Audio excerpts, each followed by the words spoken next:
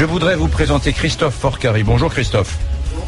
Vous êtes journaliste politique à Libération et vous suivez le Front National depuis de nombreuses années. Je vous lis depuis exactement 1999, ce qui m'a permis de suivre les campagnes de Jean-Marie Le Pen en 2002 et en 2007, et peut-être une troisième campagne, mais cette fois avec Le Pen version féminine. Ouais, elle sera candidate, vous croyez elle va y arriver?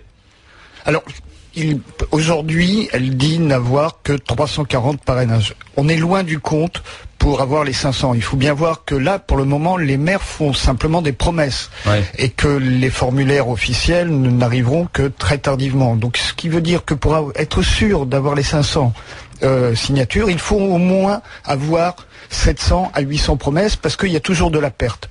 Donc, elle est vraiment très loin du compte. Deux exemples très concret, dans la Somme, qui est un département plutôt bon pour le Front National, où le Front National fait d'excellents scores électoraux, ils n'en sont qu'à la moitié de ce qu'ils avaient en promesse de signature en 2007. Même chose dans le Languedoc-Roussillon, où là pourtant le FN fait dans certains cantons jusqu'à 30% de voix. Donc on voit bien qu'il y a une difficulté qui est vraiment réelle, bien réelle. Donc en fait, depuis ces dernières semaines où on l'entend parler fort de ce sujet, Marine Le Pen, elle triche pas, elle ment pas sur cette question-là. Non, elle bluffe pas. Je veux dire, comme en 2002 et comme en 2007, son père avait eu les mêmes difficultés. Après, c'est comme au judo. Ah, c'est pire, vous me dites que là, c'est pire. Aujourd'hui, c'est pire.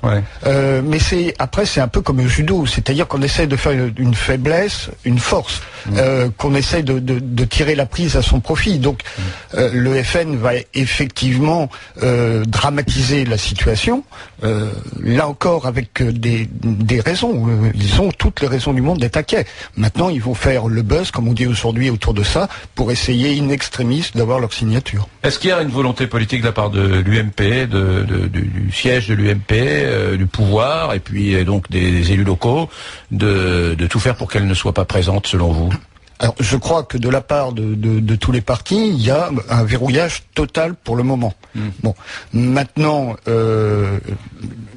là encore, devant l'énormité que serait une non-candidature de Marine Le Pen, qui représente quand même dans les sondages entre 18 et 20% des voix, je pense que la situation va se débloquer dans les dernières semaines, comme ça s'est fait en 2002 et 2007. Mais il y a une vraie tension. Ce que dit le FN aujourd'hui à juste titre, c'est que pendant qu'il passe du temps à chercher les signatures, il ne le dépense pas autrement, c'est-à-dire à faire campagne et à être sur le terrain et à répondre à leurs adversaires.